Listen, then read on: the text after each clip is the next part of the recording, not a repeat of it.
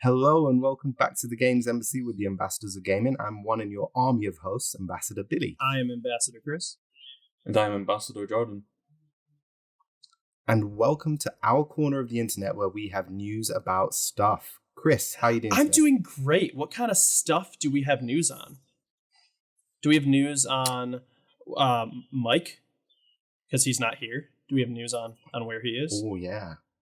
He's MIA Is he right cleaning now, is he cleaning his cardboard box?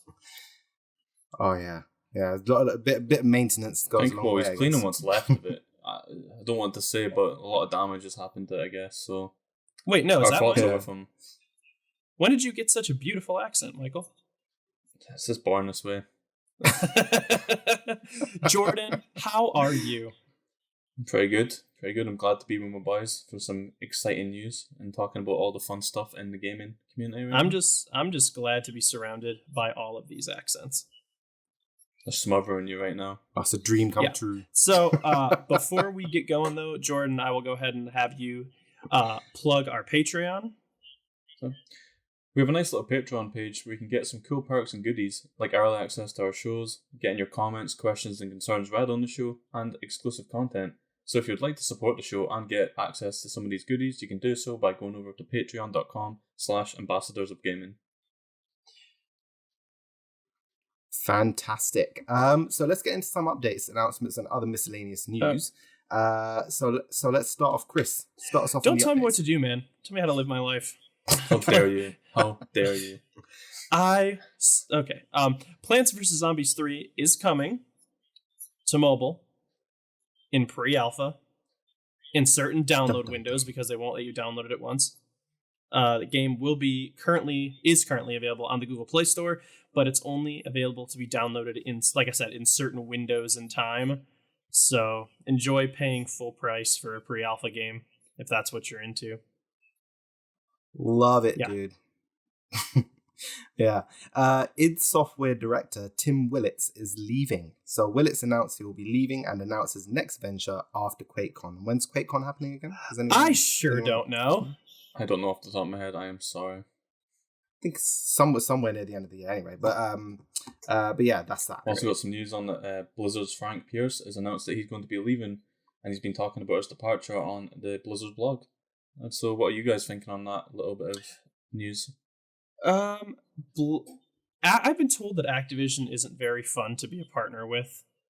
I can imagine. So Yeah. So Bungie jumped ship, but I don't know if this is Bungee anything. jump. That was nice. Yeah. Oh, that's a great pun. I'm really surprised no one's made that yet. Oh, that's such a good idea. Oh. Save that. It's almost bookmark. disappointing that no one has taken advantage of that. Right. It's just Yeah, right. that's for the amazing. picking, that So, one. Jesus. anyway, after leaving Blizzard, I usually have high hopes when people leave a really big company because I like to think that means that they have a good idea on like what a super successful game is, and I would love to see another studio. They know what exactly. They know what AAA development takes, and they're able to kind of deliver that. And they got a bit more creative. Well, they got a lot more creative freedom, I guess, as well. Yeah, definitely. It'll be interesting to see what comes of it. Yeah, Definitely. I just hope he doesn't go work for Activision or EA. All right, so Game Freak says it is not recycling the 3DS models, which I personally find to be BS, but more on that later. According to Famitsu and translated by Polygon, the team is making the models for Pokemon Sword and Shield from scratch, but are still saying they need to cut back on Pokemon content because of new things like Dynamax and the newer graphics. Though, I mean... Yeah, I've seen a lot of videos circulating, which are kind of, like you're saying, pointing into that being complete BS. And it's like... I'm not a programmer. So, for all we know, even though the models might look very similar, I know that in another interview they said that even just for Sun and Moon, it was apparently a huge pain in the butt to get all of the Pokemon in there. So I tend to believe them a little bit on that, but I still don't like the fact that they can't just go, okay, we'll do updates down the line and maybe we'll add some more Pokemon that you can import. So I still think it's a little bit of BS, but like I said, I'm also going to take it with a grain of salt just because I'm not a programmer nor a digital designer. Yeah, there could be a bit more to it. Yeah. A bit more kind of reasoning behind it, or genuine kind of obstacles in the path of Jordan development. programs. Who knows? Right there, yeah. Well, so I'm not a games programmer, unfortunately, but yeah, I can see what you mean as well. It's like there's a lot of speculation behind that, and some people are just going to be like, well, you would normally believe what they say, but at the same time, like just from what I was saying earlier, like some of the videos that I've saw online, just they're comparing a model from Sun and Moon, for an example, like at the end of a battle animation with a character doing certain gestures, and then they're comparing it to one from Sword and Shield, and it's pretty much identical. So when you see stuff like that, it's kind of hard to believe. Yeah, it does. It does kind of give you that. Yeah. It gives you that pause. Yeah. Like I want to believe you, but these models look just like they're touched up from X and Y, from all the way back when. They look like the same X and Y models. Already it didn't have that kind of perfect kind of beautiful media kind of coverage. Like there was that whole noise around it, kind of recycling this or using that again. So it's like everything that comes out about the game now is going to be a little bit kind of side. Yeah, it's exactly. a bit unfortunate, but when you see stuff like that, it's kind of hard to take your mind off of thinking that way. But you probably won't know until it's out, because then that's when people are going to tear into it and find all the similarities and probably make a bigger deal of just wait until people data mine it. Yeah, just wait, and then they're gonna see. Some people are gonna come out models from scratch my ass, and they start like throwing like all of these things have the same like try count or something or this or that. I have just a little bit of sympathy because it took me like 2.5 hours and 60 lines of code to write a program that sorts 3 numbers in ascending order. The joys of programming. Yeah. I programmed a game of Battleship, and at every like 5th time you ran it, it would just break. Like the whole, almost to the point where the terminal would just crash, and I couldn't fix it. I tried for like 2 hours to fix it, and I finally just turned it in and just hoped that he would only run it like once or twice and that it just wouldn't break. And sure enough, I look at my grade and he's like, good job, 10 out of 10. I was like, hell yeah, program did not break. Yeah. See, that reminds me of like how EA and that develop games. It's like surprise mechanics. It might break, it might not. You never know. Yeah. Oh my God, more puns. EA and surprise mechanics. You are making Classic, all of these puns are so good. I'm taking my chances when I see them. Fuck yeah. Okay. Perfect. Billy, timing. go. Move us on. All right. Okay. So the updated Switch model is coming. The updated model will have a longer battery life. However, it will feature the exact same specifications. The updated battery life will give the standard Switch 4.5 to 9 hours of life, depending on the game. Breath of the Wild is estimated to drain it in 5.5 hours to complete flat, I can imagine. So interesting. Yeah. Nothing different apart from a little bit longer battery life. I think the screen's a little smaller as well. I'm detachable sorry. This is not the Switch Lite. This is the Switch itself. Oh, the updated Switch model. Goodness, sorry. Yeah, this is the Switch. This is the Switch. This okay, is, this yeah, is this Switch is Lite. Yeah, sorry, I completely. No, you're good. Yeah. So I mean, if it's the way the current Switch is, but with better battery life. Fun fact. Fun fact. This is actually the 3rd Switch model. Because I did hear they did a revision. They quietly released a 2nd edition with some different chip architecture because apparently there was a flaw that couldn't be patched where people were really easily able to break their Switch and like exploit it, do whatever they do, hackers and whatever they do. But it was an architecture problem, and so it couldn't be fixed with a patch. So they, without announcing it, released a newer version that just had a different like chip or something in it. I don't know. I'm not a engineer. Yeah, I remember there being another problem with the Switch, especially around launch, where I think it was the right or left Joy-Con. I had a severe like disconnection issue, and some people found fixing it. It's actually really funny about that. Jordan, did you ever have a? Did you own a Switch? I don't know if it was actually that late, but I didn't get one at launch. It took me a couple of years to get into, or to look into getting one. So I don't know if I maybe skipped some of the early issues that came out around release, I have noticed like even on some of the like one of my Pro pads, at first if I connect, like the pad can really like it can be really slow in actually responding, or it can drift. Yeah. So it's a bit unfortunate that still happens, to be honest, at this stage. Yep. Just the other day, I discovered my right Joy-Con now has drift in it, which sucks. But what I was going to say was, it's not so funny that the left Joy-Con would disconnect. It's their fix for it. You know what no, not their suggested fix. What would happen is if your left Joy-Con kept messing up, you'd send it to Nintendo and they'd quote fix it, end quote. So what this guy did was he did an experiment. He's like, okay, my left Joy-Con is not working. He said, I already opened it up, so I know what's all there. I'm going to see what fix they had. So they sent it back to him saying it was fixed. And all they literally did was take a little small piece of plastic out of the bottom to try to keep the connection from getting so, like the wireless connection from getting so eroded. Like that was it. That was their big fix. Oh, wow. They seriously just took out like a piece of plastic or like a piece of cushioning on the bottom of the left Joy-Con. I think if I remember correctly, like some people, like when that was discovered, then people just started fixing their Joy-Cons at home because they realized what was actually being taken away. So they were like, even if it voided their warranties, they didn't care. Like, cracking open their they were just cracking open the Joy-Con and just, sorting it out themselves. Pretty bad that people have to do that. Like I was going to say as well, I don't know if it was the same guide, same topic I was reading up on it as well, and like one of the guys who had the issue with drifting, he basically sent that Joy-Con to Nintendo a couple times, and I think it was on the second or third time, he basically put a visible mark on the Joy-Con that obviously to use that to see if they would send them back a brand new one, or it would just be the same one that you would get back. And they obviously sent them back the same one because they could see the mark when it got returned. And obviously he was just saying how there was a lot of like hassle behind that. He was told he would get a brand new one. He didn't. He obviously got sent the same one, but in the end he ended up getting £130 store credit, right. Which isn't too bad. Doesn't solve the issue, but it's not a bad. So yeah.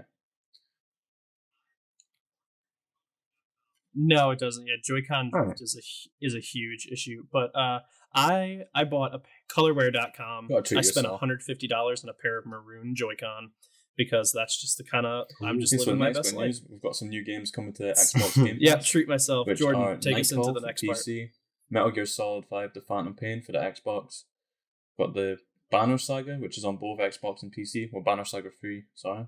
And For the King, Xbox and PC. We've got Killer Instinct, the Definitive Edition, Xbox and PC, and Resident Evil 4 on the Xbox. Some decent titles there, I'd say. I think the correct question is, doesn't everyone already have Resident Evil 4? Doesn't everyone already have Resident Evil 4? That's not the right way to word it, but I've already got like at least 3-4 copies of it across different consoles. I don't know why I keep buying it, I just do. And it hurts every time.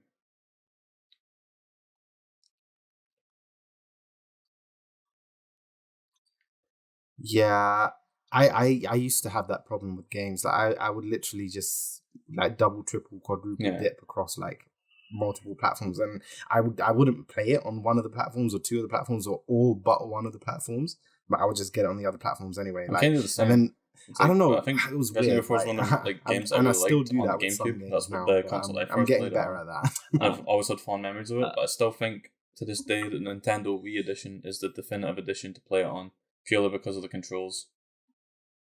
Yeah, but just it's not the most like graphically spectacular, and I think the Switch. No kidding, right? Really? Yeah, the Switch might have similar motion controls, but it was just the way, like, because obviously Resident Evil 4 is quite a tank controlled game. But it's the purest. It's the purest Xbox One or any other console.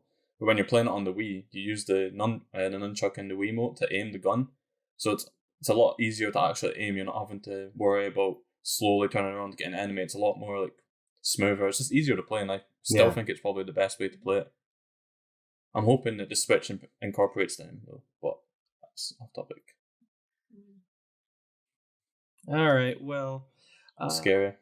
I will not tell you how many times I've bought Destiny 2, because it's quite embarrassing. I'm just going to go ahead and move on to the next point. Borderlands 3 will not have crossplay at launch. Everyone's favorite liar, Randy Pitchford, recently tweeted that Gearbox is committed to supporting crossplay for Borderlands 3, but it won't be available at launch. I think that's fine. I'm happy that the game's just going to be Yeah, it'd be coming good out. if it's actually It got needs crossplay. needs a That'd be little really time good. to make Because I've had crossplay issues work. with Borderlands I on don't different think it's that consoles big to of play a with deal. different people. But normally, I've always had it on Xbox, so it'll be handy that it's got this crossplay. But I'm pretty sure that most of my friends will have it on the same console anyway.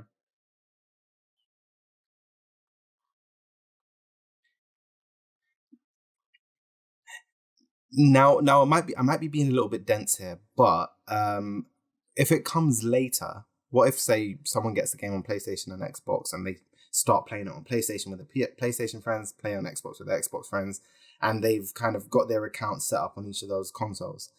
So when crossplay suddenly gets introduced, how does that work? How will that work out? Like, will the content carry over, or will they have to create a new account, or will they have to resync with their Xbox account? I think they would have to choose most likely. Well, the way Destiny is doing it with cross save that's coming out is they are basically you choose one account to be your dominant account, and that just is the one that exists on all the platforms. I don't know if that's how Borderlands will do it, because it is a good question. But that's how I think it was. You just select one to be your main like hub account, and then that one is basically just projects its save data to the other ones. Yeah, as soon as the crossplay is introduced, it'll probably kind of synchronize with that main platform rather than kind of no. This is cross-play, not cross-save. I don't think that's how it works. Most likely, if you have it on multiple accounts, you just have to play on each of those different accounts. I don't think that's how it works. Yeah, because this just means like Xbox players playing with PlayStation but players, not moving your save data back and forth. Gotcha. Yeah, that makes sense. That makes sense now. Yeah, that's fine then. I was just thinking if it was like cross save or cross progression or something, then that's where it gets a little bit shady.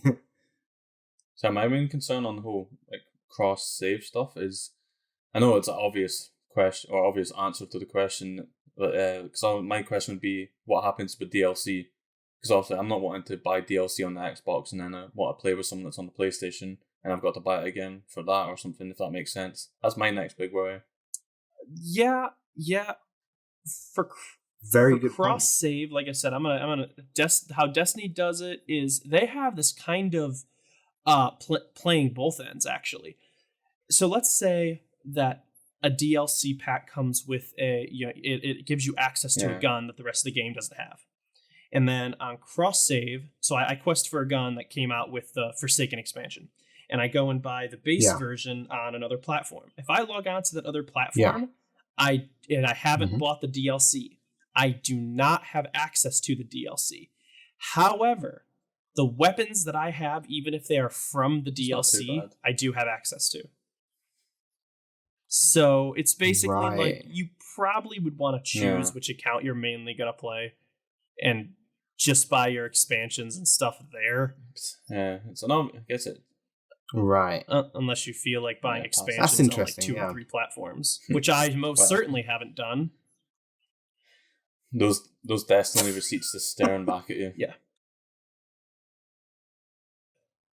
Just on the Borderlands 3 topic as well, I was kind of wondering, like, what's going to happen with console exclusive weaponry or skins? Like, for example, say I'm playing on the Xbox and I get a gun that can't be used on PlayStation for some reason, for example, and then I'm on crossplay, I drop that gun and give it to that person.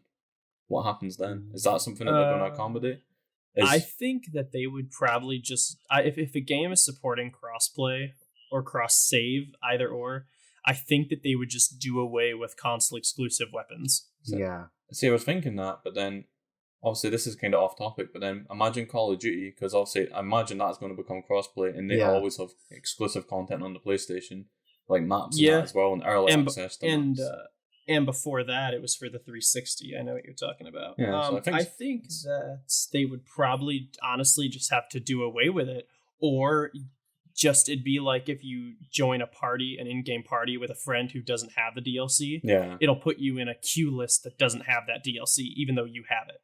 Yeah, that makes sense. Guys. Yeah, that does. Yeah, I'm not exactly sure. Right. So. Okay. Billy, go. Dragon Ball Z Kakarot or Kakarot, I hope I'm pronouncing that correctly, will be... It's Kakarot. Have you never watched Dragon Ball Z? I feel scared. Please don't shoot me, but no, I haven't. Oh Lord. Okay, You're missing out. right. Dragon Ball Z Kakarot will be playable outside of Goku. The game will feature Piccolo, Gohan, and Vegeta. The game is looking to... Oh, thank you for pronouncing that right. I was sweating, dude. Believe me. Yeah, right. Bead sweating. The game is looking to add more backstories and complete storylines from the manga and anime. So I think this is my cue to kind of get you guys to discuss that point. So like, I'm a pretty big Dragon Ball fan. I'm obviously looking forward to this game, but I'm still worried because obviously what it covers. A lot of people are obviously saying there's only so many times you can cover the same story, and I kind of agree with that. I'm looking forward to it because it does look different compared to the normal stuff that we've seen that reiterates the same storyline and sagas over and over. I think it's interesting that they're claiming that they want to add more backstories and complete storylines. I'm still not entirely sure as to what that would be because when I think of that, I just get the idea into my head of like Dragon Ball Z movies, but they're not canon, so I can't see them being added in any way. And then if it's not stuff like that, then I'm just curious as to what it could be because you've seen the manga, you've seen the anime, you're already kind of really, like seeing what's happening. So yeah, I'm looking forward to seeing what they add, but I'm hoping it's not just like the exact same storyline we've seen in every other game, just like with a tiny bit sprinkled into it, because that'll be kind of annoying. I'm glad you brought that up because that's a very good point. You can't just reuse the same story over and over and over. Yeah. You know, it's okay for like a remaster or something like that, but you can't just keep trying to make money off that same story over and over. Like, it wouldn't be just doesn't work as bad, but it's the fact that there's been so many Dragon Ball fighting games and like kind of storyline games. I know this is like an RPG kind of. I'm still worried on how that's going to work because I've not seen one in a long time done for Dragon Ball Z, and it is just the thing like. Because I've seen the anime and manga and all that so many times, it's like I already know everything. So it will be interesting to see if they can surprise me with any new content, and I'm really hoping there is. But then I've seen a lot of people saying is like Dragon Ball Super going to be involved, and other series, for example. But obviously, I can't imagine that's going to be the case because it's titled Dragon Ball Z Kakarot. So I'm imagining it's just going to be that single storyline. But yeah, I'm hoping it'll be good, and I'm hoping it doesn't. Just I've never seen Dragon Ball Super. Oh, well, you're missing out. It's good. I know. I've seen Dragon Ball, and I saw Dragon Ball Z, and then I saw part of the shall remain usually unspoken. What was it called? Grand Tour. Dragon Ball GT. I saw a little bit of that, and I thought it was garbage, and then I just stopped watching it. Yeah, I'm not. And apparently they were like, "Oh yeah, GT is not canon, so you don't have to worry about it. We're gonna make Dragon Ball Super."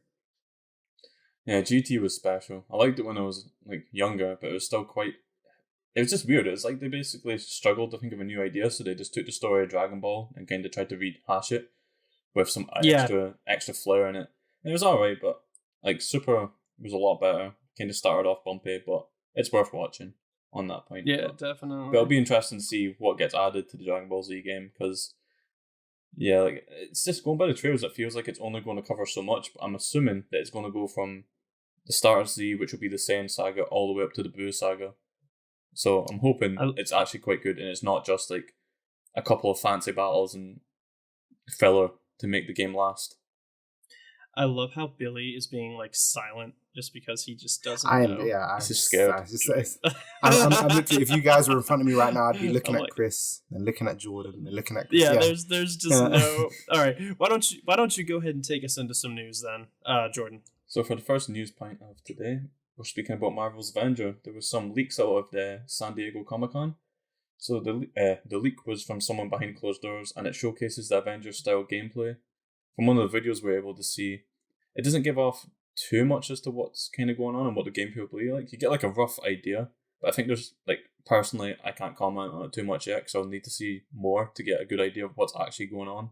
Because like the gameplay that I saw, it just kind of looked like it was purely for a demo. Like it wasn't like they were showing any HUDs or like I know there's not always a HUD to display like character stats or like their health or that at times, but it did feel like it was purely just to show things off, not really like this is gameplay and this is what you're going to get. Yeah. So I think it's still early doors.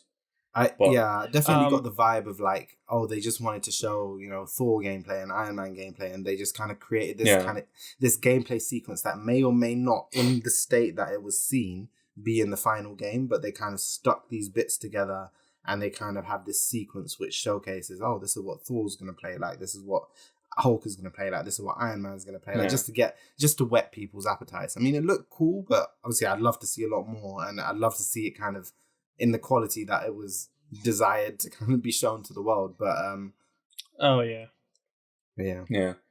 Unfortunately, on those leaks, they weren't meant to be revealed out with the actual Comic-Con. Yeah. So, as always, there's always someone that's going to do that for you. Yeah. Yeah, if you watch the video, I'm pretty sure Mike will put it in the description during his editing process. The video was very clearly by a hidden phone or a hidden camera that should not be recording. Yep. So the video might actually be taken down eventually. I'm very surprised it's still up as it is. And the videographer might actually get prosecuted. Like, now that we're talking about, I mean, it's one of those things, isn't it? Depending on how seriously Disney /Marvel Studio Games or whatever the subsidiaries are, like, depending on how seriously they take it, it could lead to all manner of things, right? Yeah, the gameplay though did kind of look good. Yeah, it did. It looked better than what we saw at E3, because all we saw at E3, I am still kind of bugged that they shouldn't have gone with like these MCU looking models, because now they just look like discount Iron Man, discount Captain America, you know what I mean? Rather than, trying to make them all more like separate them from the MCU. Yeah. Do you know what I mean? Yeah, I mean, that's what, I mean, just to sideline here a little bit, but that's what Ultimate Alliance 3 gets really right. Like, even though, like, you can clearly see it's inspired by a lot of the MCU outfits for some of the characters, it's like, it's cartoon, it's stylized. So it's not, like, you don't ever think, oh, that looks like a discount this, that, and the other. You don't ever think that with Ultimate Alliance. But with a game like Marvel's The Avengers, that is going for photorealism. And if you have a game that looks as realistic as that, if it doesn't look as good as the kind of real, heavy in the pop culture kind of reference point that majority of people have, let's be honest, right? A lot of people have grown up with the MCU, so they associate the visuals of these characters with that. I mean, not every kind of kid who grew up with the MCU read the comics as a result. A lot of people did, for sure, but like, right. Like even me, like I've read a few comics here and there, but like the movies are pretty much what gave me my idea of Captain America and Chris Evans' portrayal and how he looked as Captain America and Iron Man and this and the other. So when you look at that in the game, obviously, you're thinking, man, like it just looks off. Like Thor, he looks like he's got flipping subwoofers all over his chest. I don't know if you guys have heard that, right? Yeah, I kind of get that vibe, but it's like you're saying, they're probably like, I guess my input on it, or my opinion, is that like if they followed the characters from the MCU too closely, it would just feel like a movie tie-in game. So like I'm kind of happy that like they're not following them that, like, well, they don't look bang on. But then the only other downside is, like you're saying, they kind of just look like discount characters, like bargain bin people. Yeah. The toys that you find in the bin that nobody wants and half their face is melted. Yeah. Maybe not that bad, but yeah. I mean, this is getting really distracting. I mean, they've got really like kick-ass voice cast. I'll say that for sure. I mean, Nolan North, Troy Baker, Travis Willingham. Nice. Laura Bailey. I don't know the dude who's playing Captain America, to be fair. Like, but I mean, they've amassed quite the cast, so it should be good. I mean, I'm looking forward to it. Yeah, I'm not hating on the voice acting. It's just the whole. I think it just looks too closely to the MCU stuff, and I feel like that's going to put a bad taste in people's mouths. You're right. Because like I said, it's just it looks too similar. Like they're just trying to knock it off. Yeah. And then it's just not as good. Like Captain America looked like he was wearing like Juggernaut SWAT gear. Yeah, which I thought was kind of funny. But I will go ahead and take us over to our next news point.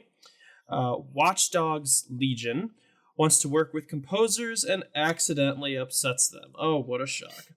Ubisoft and Hit Record, the company run by Joseph Gordon-Levitt, will partner again to help select composers who submit their songs in a contest into the new Watch Dogs game.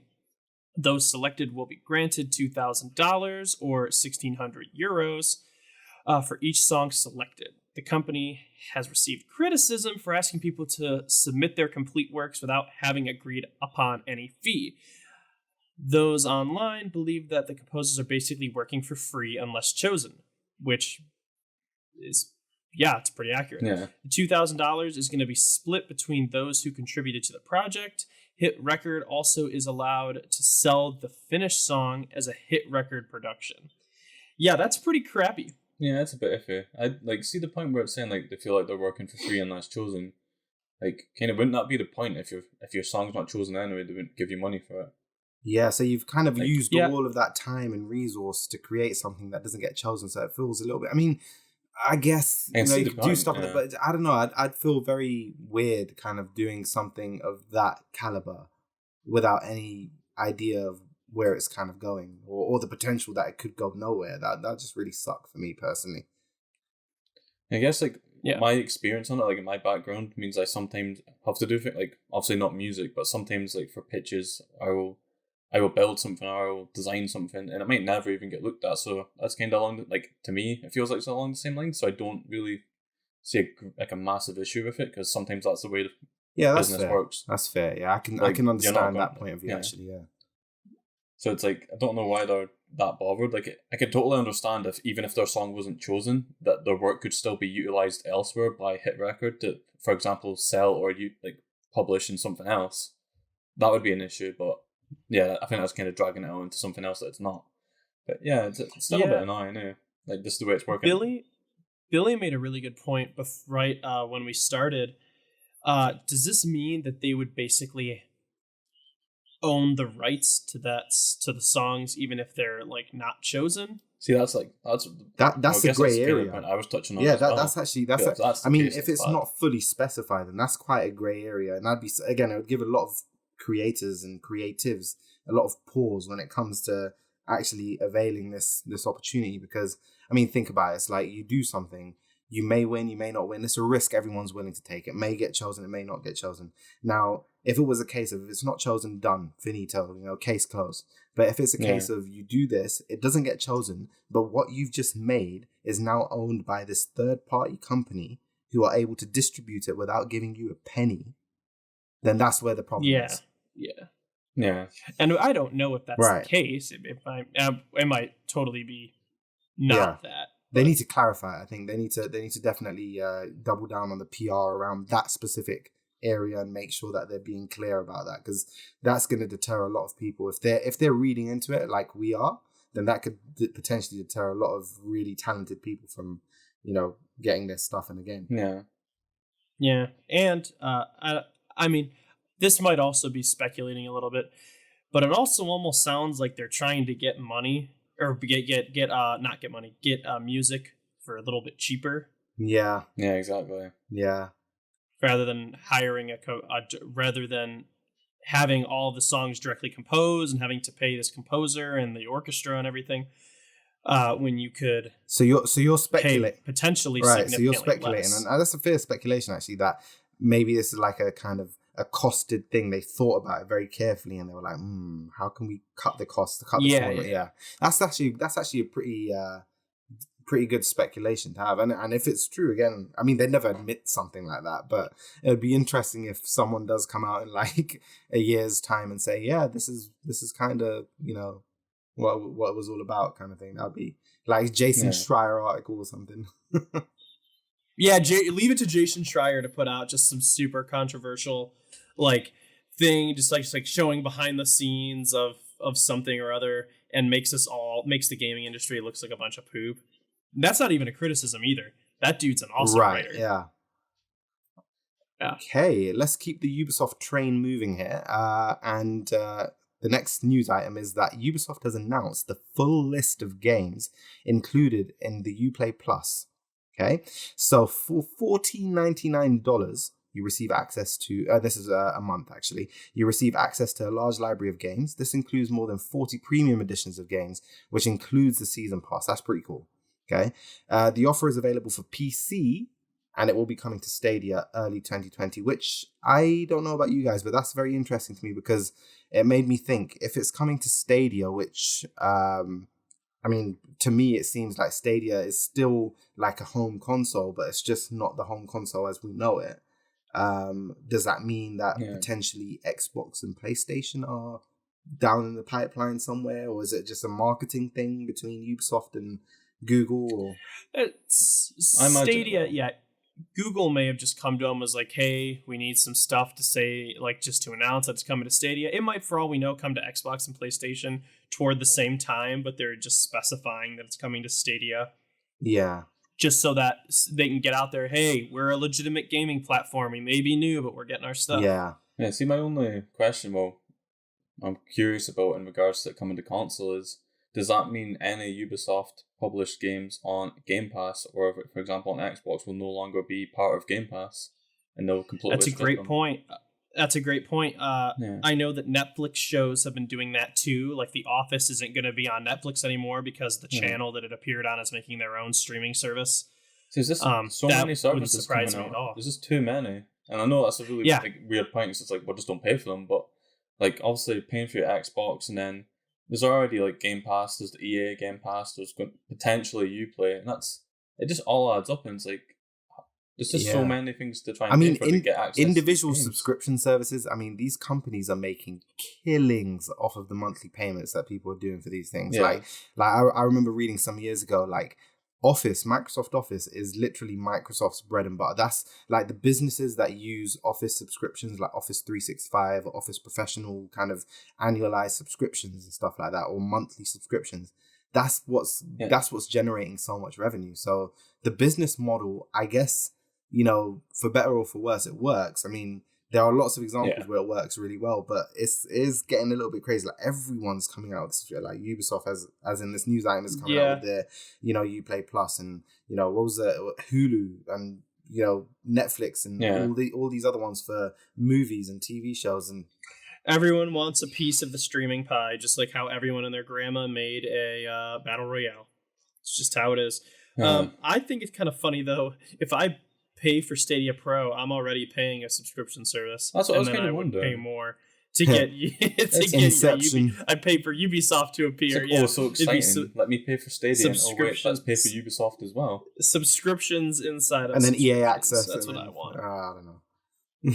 Yeah, it's like, so what Stadia's going to have, like, imagine they have a base set of games that they can consistently add to, and then they've got like 3 different services available that you can pay for as well. It's like, that's just taking the piss, I'd say. Like, I know it's a weird topic, and it's good that there's all this opportunity for more games to become available, especially when they're premium editions, but at the same time, like $15 a month for your Uplay, and then you're paying like an extra $15 for the Stadia, and then you're paying God knows what else. That could quickly rack up to like $100 almost a month. Oh, easily. Right. Yeah. And one also has to remember, like, if I buy a Ubisoft game with a season pass, right, that's like 70, 80, whatever it is, $90, $100, whatever it is, like right out the gate. Yeah. And then you don't have to pay that money again. Now, if you pay the subscription and you don't buy a Ubisoft game ever again, that's £15 or $15 per month, right? So, like, after a few months, that's like the retail price of the game plus season pass covered. After that, you're paying more than you would ever have paid if you were buying the game outright. So, like, that's all of that is profit then. Like, once you've played the game and all the season pass content, and you're still paying that $14.99 on a per game basis, that is just pure profit. Yeah, because I guess like the way to justify it is, like, some people may totally benefit from having access to all these games, and they'll be jumping in and playing them a lot. But there's a lot of people that won't, and then it just puts me off knowing that there's like so many different services, and like, say for example, they do start stripping games back from Game Pass, and you can only get them on the Uplay service. I find that annoying, because like, I would have liked it if they were actually just coming together to make one pass. I know that'll never happen because people want their money. Shit happens. Yeah, but it's just disappointing. I'm like, also, well, I guess I kind of went off track there, but my main point is it always goes back to, you're paying for a service, you'll never fully own the games that you play on. Yeah. I personally like owning my games. Don't mind paying a service when it's games I'm not really going to buy. But for example, like, if there's a game on Game Pass and I really like it, I will still go buy it when it's cheaper, because I want to keep it. I want to have that for when I eventually don't have access to Game Pass or something similar to it. So it's just stuff like that. It's like, it's good you're getting the premium content, but at what point does that premium content expire? Yeah. And if everything's premium content, then nothing's premium content. You know what I mean? Yeah. All of a sudden, this will just become the standard again. We've already got that this... well, I don't want to muddy things up here with the whole loot box situation, but if the crappy practices, I mean, I can't even say it's crappy practices. If one company does it and they get away with it, and they're making money off it, another company's going to do it. I guess we can't really complain too much about that. Yeah. It's a tough topic because, like, yeah, you can complain about it, but at the end of the day, it's optional. Nobody's forcing it on you. It's your choice. Like, you can go either buy 100 games from Ubisoft and spend a fortune, or you can pay your $15 a month and get access to them. Yes, but that's where you got to be careful if that subscription, if that gaming subscription service is worth it for you. Yeah, exactly. You have to, are you gonna pay? Are you gonna play more than one game on Ubisoft's like thing at a time? Because if not, it's not worth it. I think Mike did the math for some of these for like a $10 a month one. As long as you're playing 2 games a year, like you're good for like a $60 triple but less title, and you're losing money. Exactly. Oh, I pay for the Ultimate Pass on Xbox now, and I really just done that because I was paying for it live and Game Pass anyway. And I probably don't download too many games from Game Pass. There's a few now that I kind of play regularly with friends, and that makes it worth it. But like, I try and justify it because there is always indie games on it that I will get. But it feels, I can't explain it, but for some reason, just for Xbox, it feels like I'm not paying that much more, even though I am. It's probably just like me being biased because it's my kind of go-to console. Yeah. But yeah, I think it's going to be difficult if like Sony does the same, and then it's like $20-$30 a month to have access to all these games, and then if the Switch does it, because obviously people that have all these consoles probably will end up paying for it. So they'll be making a fortune, and then we'll just be paying like $50 a month to have access to some games we might play every now and then. But like I said, $50 a month. That's awesome. I'm gonna just make it a clean 100. Let's just play $100 a month. Just budget. If you'll buy a console. God, it probably will go to that for some people because people will just suck into it because they're like, oh well, I might play that game one day. Like I hate that. That's why my hard drive is so full of games that I just won't delete because I'm like, I don't want to delete this. Like, what if I want to play it again? Like, it's like I have to wait for it to download again. That's stupid. Why don't I just leave it on there? That's my mindset. Like, I'll see a game that I've not touched in ages, and I'll go to delete it, and I'm like, but I might play that next time. I might play that soon. So I'll leave it, and then a month or two later, I'll look at it again. And I'm like, why? Yeah. Why is it still here? Some subscriptions that I just have active, I'm like, I might use it. Like, I don't really use Game Pass to download. If I'm going to be honest with you, I mean, apart from Xbox exclusives like Gears, for example, but it's just there just in case kind of thing. You know what I'm saying? It's like, peace of mind knowing it's there, but it's still money going out, isn't it? That's the thing. It's like, I'm kind of holding on. Like, I'm holding on to Game Pass as well because there's a couple of games that come out later in the year. Gears 5 being one of them. I'm on the fence about that game just now for other reasons, but it's like knowing that I can just keep paying that Game Pass and I can play that game straight away. It's fine, but at the same time, it's like I still kind of want to go buy it because I prefer to. But I don't know. It's a tough one. I probably won't, but because I think slowly in time, I probably will end up becoming more accustomed to just relying on Game Pass to get exclusives. Yeah. But yeah, I'm not sure. Yeah, Mike got us Game Pass. I haven't really looked at it much yet. That's because I only play like 2 or 3 games at a time. If that, I usually play one game. When a new game comes out, I play one game like super consistently, and then I'll play maybe a second game just like once every few days, just because that's just how the type of gamer I am. Yeah. I think at the moment my gaming pattern's pretty inconsistent. I'm trying to get through so many backlog games, and I've got so many to review. It's just there's never enough time to game. Speaking of, that was a great segue. Jordan, why don't you, before we get out of here, Jordan, why don't you go ahead and plug your website and what you do?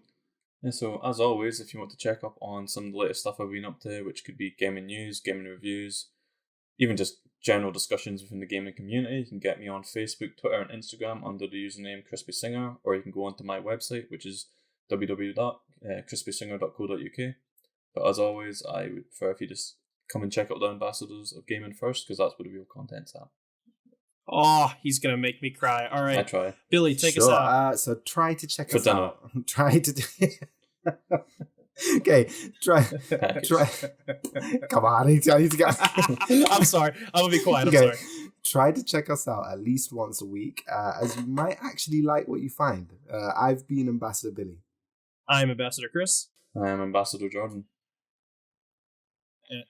And we'll see you next time.